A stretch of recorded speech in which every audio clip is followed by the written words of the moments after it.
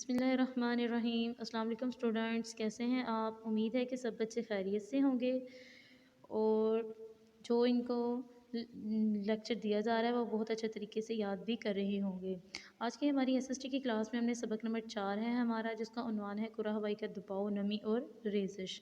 Lecture number 6 میں ہم نے پڑھنا ہے ریزش کے بارے میں۔ ریزش جو ہے یہ پانی کے آسمان سے زمین پر گرنے کے عمل کو ریزش کہتے ہیں، ٹھیک ہے۔ ریزش تب ہوتی ہے جب آسمان میں آب بخارات پانی کی بوندوں میں تبدیل ہو کر بادلوں کی شکل اختیار کر رہے ہوں، ٹھیک ہے، یعنی پانی کے آسمان سے زمین پر گرنے کے عمل کو۔ اور آج ہم نے جو اس میں پڑھنا ہے وہ ہم نے یہ پڑھنا ہے کہ ریزش جو ہے یہ اس کی مختلف اشکال کون کون سی ہیں، یعنی آسمان سے زمین پر پانی کن مختلف اشکال سے گرتا ہے۔ یعنی ریزش کے عمل سے پانی آسمان سے زمین پر کئی اشکال میں گرتا ہے۔ ریزش کی اہم اشکال مندرجہ ذیل ہے۔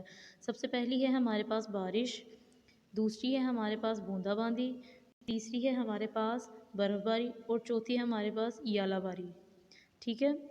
اس میں اگر ہم دیکھیں سب سے پہلے بتایا جا رہا ہے بارش کے بارے میں، ٹھیک ہے، کہ ریزش زیادہ تر بارش کی شکل میں ہوتی ہے، یعنی بارش میں پانی کی بوندیں بادلوں سے زمین پر گرتی ہیں، ان کا قطر تقریباً 0.25 ملی میٹر کے برابر ہوتا ہے۔ سیکنڈ ہے بوندا باندی، وہ بارش جس میں پانی کی بوندوں کی جسامت بہت چھوٹی ہو اسے بوندا باندی کہتے ہیں۔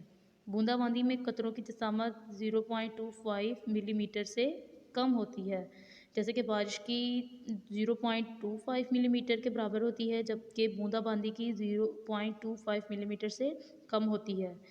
اور بوندا باندی عموماً تب ہوتی ہے جب عملِ تکثیف پوری طرح نہ ہوا ہو۔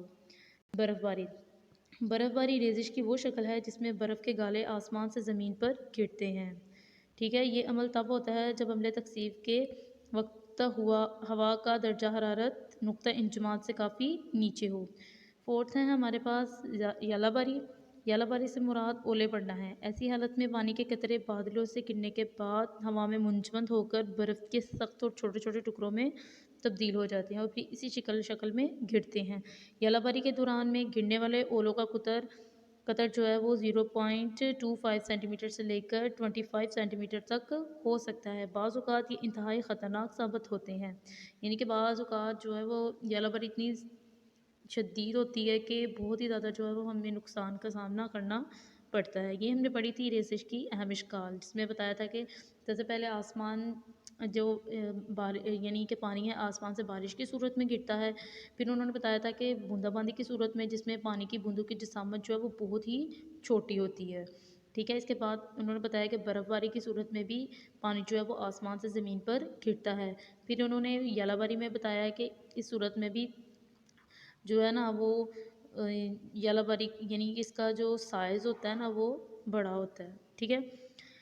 اور آج کی بچوں آپ کی جو ڈائری ہے وہ آپ نے سوال نمبر 6 یاد کرنا ہے اور کاپی پر لکھنا ہے، ٹھیک ہے، اور ریڈنگ آپ نے صفحہ نمبر 37 کی کرنی ہے، ٹھیک ہے۔ اگر آپ روزانہ کا لیسن جو ہے وہ روزانہ ہی یاد کر لیا کریں گے تو آپ کے لیے بہتر ہوگا اس طرح، ٹھیک ہے۔ اس طرح اگر آپ یاد نہیں کریں گے تو سبق زیادہ ہونے کی صورت میں آپ کا برڈن زیادہ پڑ جائے گا، اور اچھے بچے وہی ہوتے ہیں کہ جو اپنا روزانہ کا سبق روزانہ ہی یاد کر لیتے ہیں۔ ٹیک کیئر، تھینک یو، اللہ حافظ۔